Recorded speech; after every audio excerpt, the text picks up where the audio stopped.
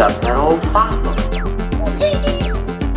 Going into Toshi Station to pick up some power converters. That's no move. We're all fine here now, thank you. How are you? Welcome to the Star Wars Nerds Podcast. I'm Dan Vadabonker. And I'm Kenton Larson. And we have a third episode of Ahsoka to talk about. How long was it, Kenton? Well, you've touched on the first thing that probably everybody can agree on. It was too short. Too short. Well, 36? 34, I think. But then that includes credits, Yes. I was noticing. Yes, that includes credits. So it's like a half hour, really. Yeah, pretty Yeah. much. Like a sitcom.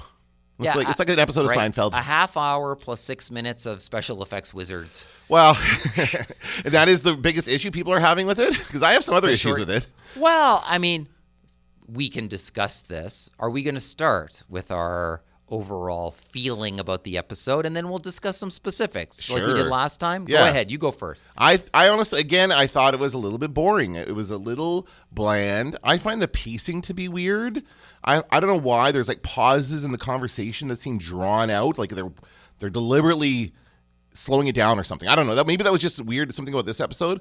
But we're starting with like, they're obviously trying to call back to the original trilogy. There's a lot in this one. There was two specific scenes that really like basically tries to mimic Maybe more it. than that. Oh, yeah, that? Okay. Maybe more than that. But honestly, I find that it doesn't really know what it is. It's trying to be a lot of different things, and it's not really being its own thing. Like Andor was its own thing, and The Mandalorian is its own thing, where this is just still trying to, it still doesn't know what it is. But we did get some good, interesting story elements here. We got more in the hunt for Thrawn and more idea about what's going on around that. And I thought that was kind of interesting. We saw the space whales again. That was exciting to see the space whales. That whole sequence was fun. See, I thought overall, I liked it more than the first two. Okay. There were some things that concerned me. My biggest complaint, though, is I don't believe they delivered a half hour with a beginning, middle, and end. They delivered a half hour with a beginning and a middle. Yeah. And what an extra 10 minutes would have done. Yeah. I think I just, like, I was getting there. I was starting to have fun. And just as I was having fun, the damn episode ended. Yeah, and it kind of ended in a really stupid way. Like, I wasn't saying stupid, but it was like there was nothing to that last scene. It was just the Ray Stevenson saying, we have to find search the forest. Like, okay, so we're going to spend the next episode searching the forest, but we should get into actually what happens in this. Yeah. Like, let's get into Clearly, this. we're not both like, woohoo, it's awesome. We both have issues with the show. I actually think it had two awesome moments. Yeah, when we get there, let's talk about them. I thought, what you're talking about in terms of dialogue. You know what it reminds me of a little? Canadian television dialogue. Yes. You know what I mean? Like, where it's just a little bit, you're kind of like, like Americans who watch Degrassi will know what we're talking about. Yeah. Where it's just a little bit, I thought nobody would ever talk to a coffee cup when they left the room or whatever that cup was. Like, I wouldn't leave this room and go, you little scamp to the coffee cup. Like there's little things like that happen that sort of seem a little written, I guess. Sure. And that's kind of what Canadian TV seems like, a little definitely. written. More written than acted. Yes, a little contrived. Yeah. But that's not to say, once again, I liked it more than the first two episodes. I think I'm happy to say that. I would say if I had to pick, I like the second one the best because I like that chase scene that when they were like taking off with that engine and all, that whole thing. That was a lot of fun. This one didn't quite have it for some of the action scenes, but we start with opening up on a very clear callback to the original movie where Sabine is training with. Now, what's this droid's name? What's David Tennant's droid's name? I always forget it.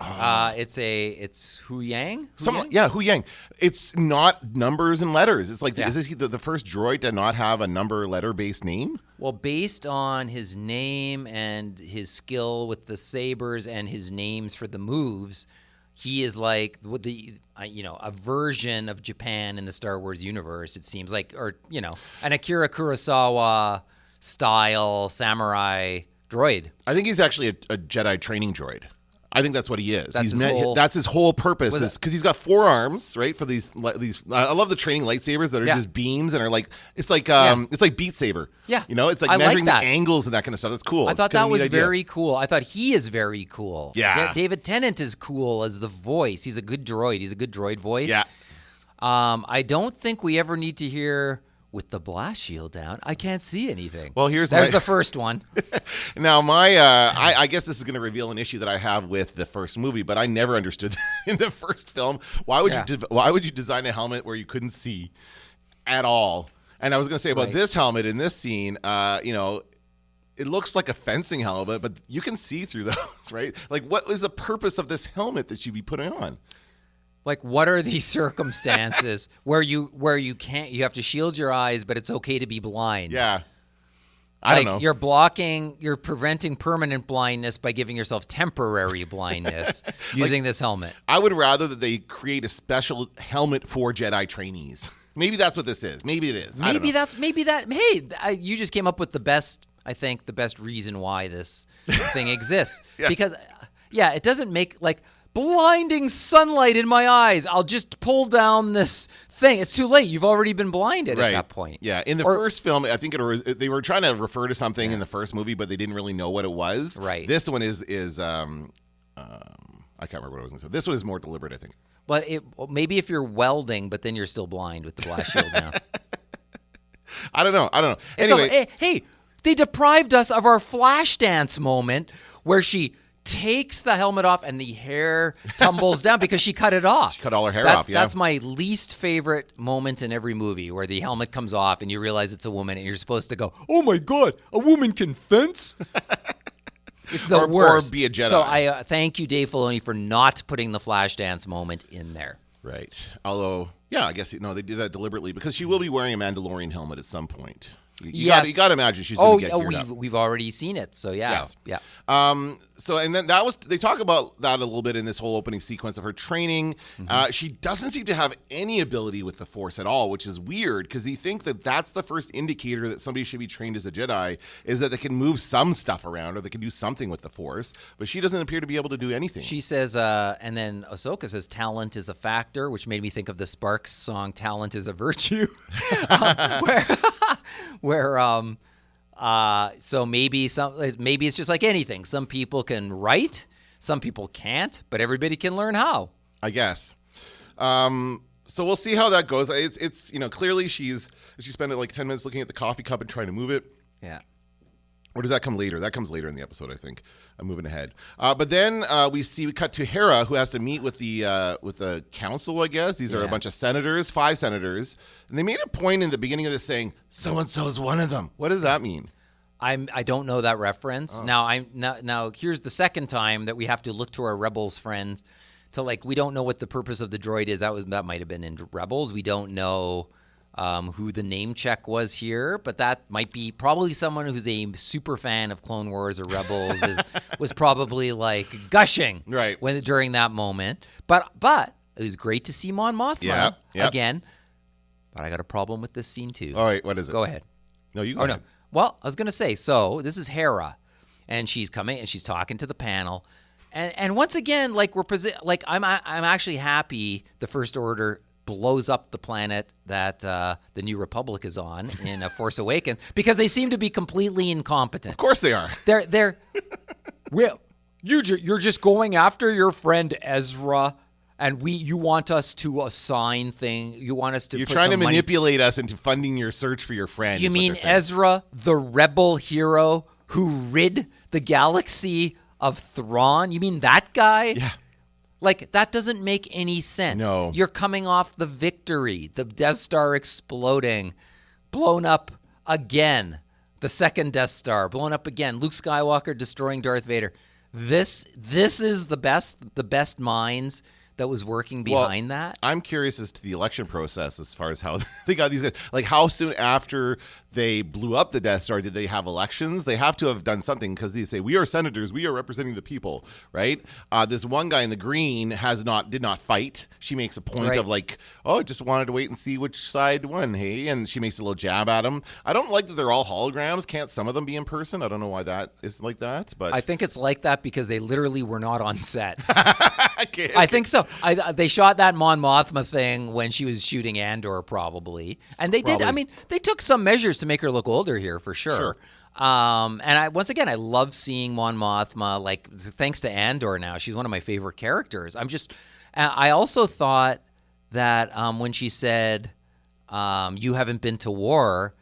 And I think they cut away to Mon Mothma, and I was thinking of her husband. Yes. It's my day of days, and all of those fancy lads who didn't go to, who are like Empire rebels. I get confused. Yeah. All of those guys. Yeah. And it made me wonder what has been the fate of it's my Mon day of Mothma's days. husband? Yes. Oh. Well, yeah. I almost took it like as a sideways dig about her own family. Me, I probably just read into it, but I love that. That's funny.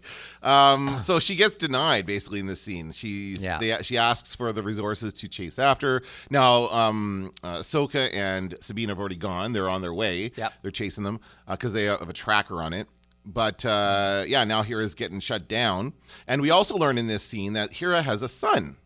Now, is that, what's his name, son? Yeah, that's Ezra's son, right? Not Ezra. Oh, no, I mean Kanan's son. Sorry, son. yeah. Yes, God, that's sorry. right. Yeah, because she was in love with Kanan. That was her. Right.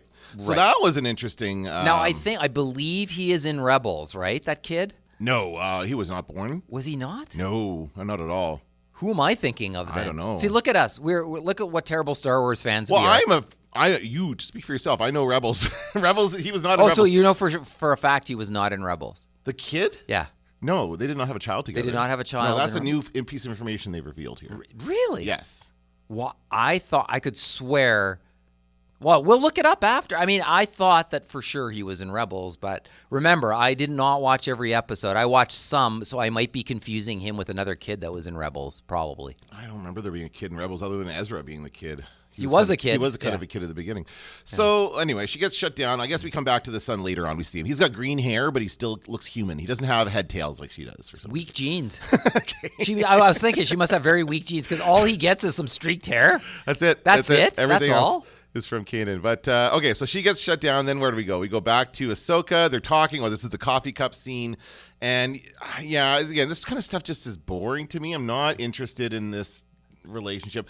I would have been more interested in whatever happened before. They keep talking about got rid of my presets and all this stuff. All these things that took place off screen that I wish I'd seen. You just triggered one of my other complaints about this, and you're right. You're absolutely right about this, which is we keep going on with the exposition about things that have happened between the finale and now of Rebels and now in the beginning of this show.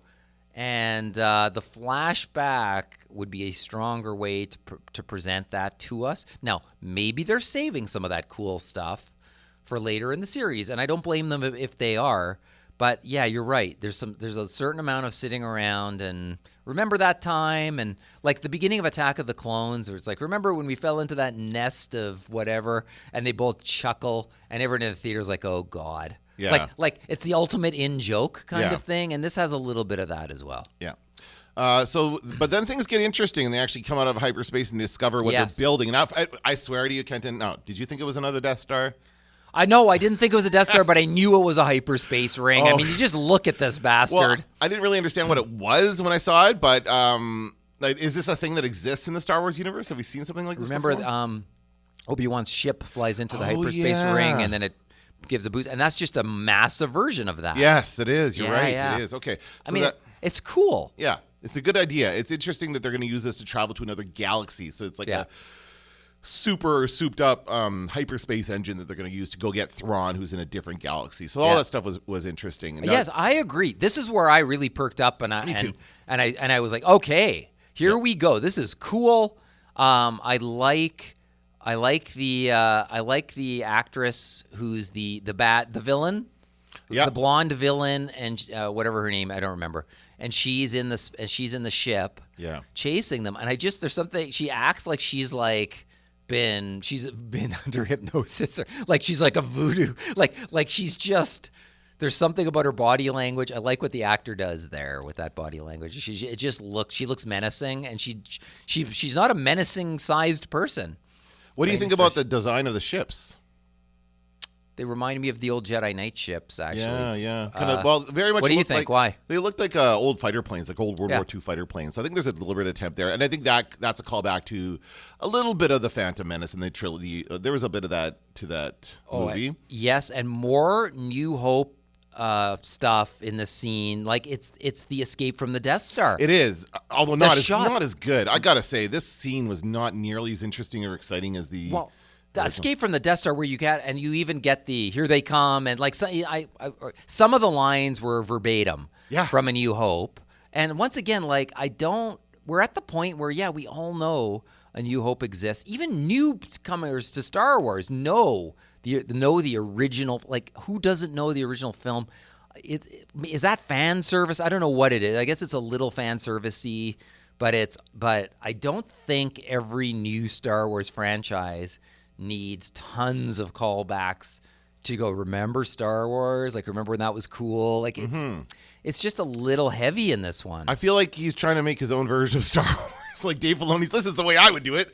And, it's a love letter to George. Right. And so I get that. I don't dismiss that, but it's a little heavy in this episode. Yeah. And I honestly remember actively thinking during the scene when we have 6 fighters against one ship and one tail gun, how could they not hit her? Even at the point where they're like, we have them now, which was a direct clip. Yeah, we have them now, and then nothing. Then they continue to chase after them. Why are they not shooting? Why are they not like they could easily have shot them out of the sky? And the deflector shield is only as good as the plot allows it to be. Exactly. And sometimes the deflector 10% deflector shield, they say, and sometimes 10% lasts a very long time. Yeah. Other times it's gone instantly. Well, their aim isn't very good either. These ships, No. they can't seem to quite hit the broadside of. Well, neither is Sabine's aim. She's not very good either. To be fair, does she hit anything? No, I don't think. No, she got one. Yeah. She got one. She got excited. Even the droid is like, you are the worst Jedi Knight I've ever trained in 2,000 years. Good night. I'm not quite sure why they're pumping Truth her up bomb. so much. Peace out. See, she got no. Oh, she gets one. No, they did this kind of sweep around trick where she gets a couple of them. She got all the unimportant characters because the Jedi girl survived and that Inquisitor survived, the guy with the mask. Right. So those two survived that battle. Merrick? Is that I don't know. I didn't get it. Marok. I can't remember what his name is. Yeah, But- by the way, that's zombie Ezra, everybody says. Is it? Oh. If. I don't think so. No. I've seen some terrible theories. I've also seen that it's the clone of Luke Skywalker. Well, I think it better not be. Well, there's something behind that mask. There's going to be something revealed at some point. So I don't know. Mace Windu? God. Just kidding. But this was kind of cool. I like this sequence when they were flying in and they have to get the scan. That makes sense to me. So he's like scanning, hold steady. That was all fun. Yep. He's great. Again, David Tennant is awesome. And they're dodging and shooting as they're trying to get this scan. And then they get away, right? No, then they get there's hit. one of the major scenes. And at first, I wasn't so sure, but ultimately, I enjoyed it. And that's Ahsoka leaves the ship and gets onto the... Oh, we have our very first Star Wars pressure suit. Yeah. Right? Princess Leia didn't need one. General Leia didn't need one. She just floated the hell out there and floated back in. But Ahsoka needs one. Yeah. And I kind of liked that suit. I kind of dug that suit. Yeah, it looked good. Like at first I wasn't sure because you can see the outline of her head on there. Yeah. Like, oh, what's going on there? But it's just because it's cloth. It's not like a helmet, right? Which makes sense. And it's just got that. It's a good design. It's simple. Yeah. It's a big moment, I think. I think this is like the first time Star Wars has actually ventured outside into space. In live action. Cartoons, I think they did it. Oh, maybe, yeah. They probably did at some point. But yeah, so she goes out there and she has this cool thing where she like swipes at them. So it's kind of a neat action sequence. And then they get their scan and they get away. But I really liked it when the whales showed up. When they went down into the clouds and then are on this planet and then they're flying through these whales, that was pretty cool. I also want to point something out that's weird about this too. I love this. This is probably the key point in the episode where it's kind of like, I like that. Good. That was a risk, and we've not seen it before in live action. It was worth taking. It paid off. So I like that. Why is the witch? What's her name? The worst name in Star Wars. Morgan Elsbeth. Like, okay, that's a terrible name. But anyway, what is she doing working with the Empire? Shouldn't it be the dude with our favorite Ray Stevenson guy? Shouldn't it be him on the bridge? Like, I'm confused about the witch's relationship. If we're gonna be like aligning this with the original movie, then I think she's like the Tarkin character in this situation. She's like commanding the military aspect of this. She commands all these ships and everything. And Ray Stevenson is the Darth Vader. He's the evil guy. She is his apprentice. And I don't know. I mean, they talked about her background being the Dathomir witches, which is dark side, which is evil. So that's why she would want to align with the Empire. I don't know. Maybe there's something between her and Thrawn. Who knows? Right? Well, maybe that's actually a good theory. But there's just something about it that I wish. I thought the witches were unto themselves. I didn't know that they were for hire or that they could join Empire or Rebel or anybody. No. I had no idea. It just seems odd. And I think also Ray Stevenson is wherever he looks coolest. That's right. I really think that's something. Now the whales I loved. Yeah, that was really cool. Like, you shouldn't love space whales. You should go, this is stupid. But I don't think it's stupid. I think it's fantastic. Hyperspace lanes, fantastic. Yes, that idea I really like. Thank you. We talked about these are like the routes, the migration routes of these. They had a name for them, and I can't remember what it was. And then he's like the ones we just saw, and he's like, "Really, when?" Yeah, because he was deactivated for the whole thing. That was funny. Good droid stuff. Yeah, he's I think he might be my favorite character so far. He's really, really good. Yeah. So I love seeing the whales. That was almost like the asteroid chase and Empire Strikes Back. Yeah. There's I thought that they were going to land inside a whale's mouth for a second. I thought they were going to find a way, like land on the whale or do something like that. Ride the whale over to Thrawn or Tezra, rather. Well, I think in an upcoming episode, if I had to put money on it, I'd say the bad guys take their hyperspace ring, the good guys take a whale, and let's see who gets there first. Let's race. What happens? Like, I think it'll be something like that, right? Because you need to be able to get back. Maybe you can destroy their stupid ring in the other realm, and they're stuck there. They're like, there might be some interesting things to play with at that point. That's true. Yeah, I agree. I think they're definitely going to get away. That's going to be like the next episode. They're going to get away in their ring, and then they'll chase after him in a whale. And now, but they are going to spend some time in this orange or this red forest that they landed in that they cannot see. Look, they landed in a way that nobody can see them. Sure. Even if they fly directly overhead. They shut off the power. They shut off the power, shut off the droid, and they're hiding. And so now they're going to go in and search on foot, which seems very inefficient, but that's what they're going to do. We're going to send in a legion into the forest. Yeah, I don't know. So what's going to happen here, do you think? I don't like the ending because I think we needed just a little bit more. It's a short episode. Yeah. What would another 10 minutes do? You know, it wouldn't kill us to have another 10. Well, we could have had that. They could have done that. They could have had them get away in the ring and have them chase after the whale. Or maybe we don't want them to leave the galaxy yet. Maybe we have some other stuff that has to happen.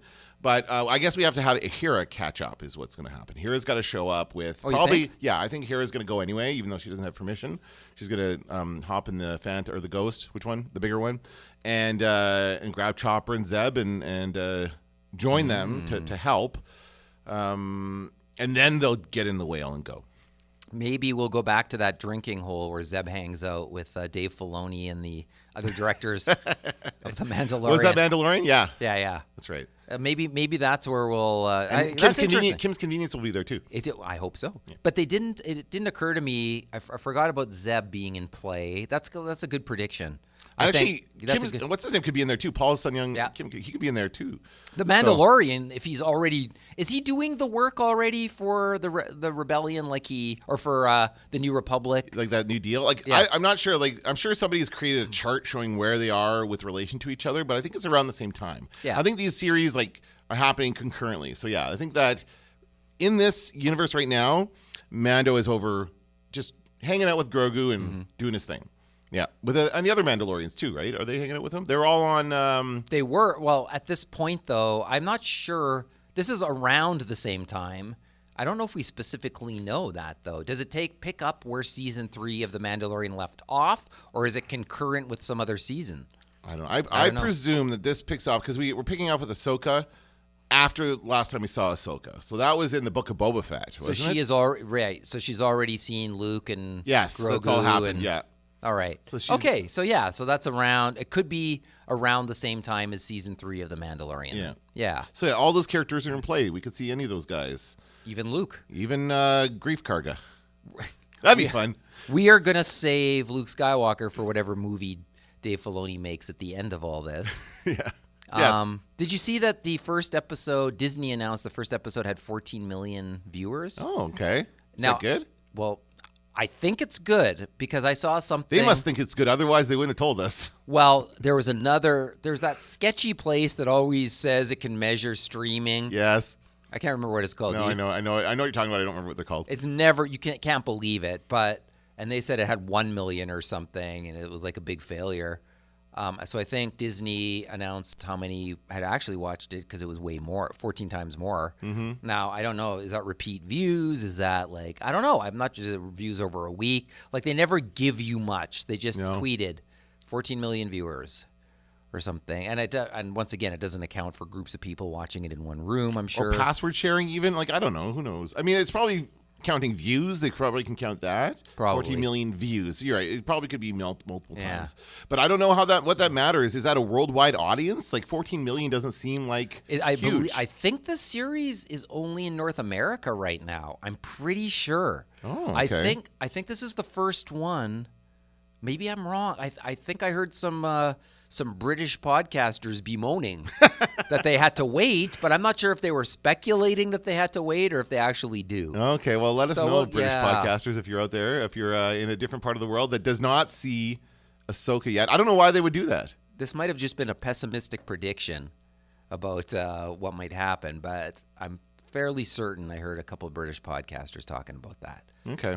So we'll find out. I guess so. So, but we will. Is there anything else to happen? No. Then we just see Ray Stevenson looking cool. That's really the end of the episode, right? Yeah. So a little short. I'd say we didn't quite get an ending. Not that every episode needs a distinct ending, but when it's this short, you kind of want a little bit more. Yeah, and I think that the story structure of these episodes are not going to follow your standard 3-act whatever they do because they're basically cutting wherever they want. They're saying, okay, you'll get the 3rd act in the next episode is what you're going to get, and then we'll start another 3-act story part, and then we'll go from there. I think that's kind of what they're doing. It occurred to me. Remember Book of Boba Fett when we got the 2 Mandalorian episodes? Yeah. Imagine if the next episode of Ahsoka was a Mandalorian episode. People lose their minds. Yeah. They would love it. Would they love it or would they hate it? No, they would love it. Anytime we get to see Grogu and Mando together again, people will love that. So it's such a short season with 8 episodes. We haven't seen Thrawn. We haven't seen Anakin.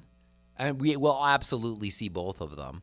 And other surprises. And who knows what other surprises there could be. But, we've already seen 3 episodes of an 8-episode season. And so I think, the show has to keep delivering episode to episode and building on what came before. So I don't mind if the first 2 episodes are a little bit slower moving. I don't mind if the 3rd one doesn't finish the story or doesn't give us a clear ending to that episode. I'm fine with that. But then the other ones, it just puts heavier weight on the other ones that are to follow, which might be awesome. Yeah. Might be awesome. Might be a great, end big. Yeah, you're right. Again, he could be just a slow burn to start, and then he's going to ramp things up. I just don't want the last shot of the season to be Thrawn, the one from the trailer, and then the end. Yeah, and then we get it in the movie or something like that. Yeah, that's not don't good. do that. No. They'll give us Thrawn we'll get him. I just wonder if they're going to incorporate any elements of Heir to the Empire at all, or if that was just a line they threw into the trailer just to get people excited. Yeah, it calls attention to itself. Well, I just don't see how you can reference the book and not do something related to the book. I think that'll be the title of Filoni's movie. He makes it, wraps it up. I do. Oh, I think okay. he'll call it Heir to the Empire because it'll be a big thank you to Timothy Zahn. But it's not using a story at all, or I don't know. Well, let's see. There still might be elements because Thrawn is in play, Luke is in play, post Return of the Jedi. They can still thread in that stuff. Yeah. It's not. I mean, that could be what's on the other side of the galaxy, right? Or the other galaxy are those. Again, I'm obsessed with these snakes that can cancel the Force. Oh yeah. Oh right. Right. But then maybe that's what they'll find on the other side. Sure. If they are in here, I will be happy. That will totally make this. I think it has to be. I think we have to see that at some point. Him with the snake around his neck or whatever, like it is in the comics. Or your toy. You have a toy like that, right? Yeah. He's got a little slug. Yggdrasil or something. It was called something weird. Anyway. Yeah. Okay, well, we're going to continue watching it, of course, and you can continue listening to us talk about it. Thank you for listening to this episode of the Star Wars Nerds. I'm Dan Vadabunker. I'm Kenton Larson. Don't let the Force hit you in the ass. Going into Toshi Station to pick up some power converters. GT421, do you copy? I'm taking an awful risk, Vader. This had better work. That's no move.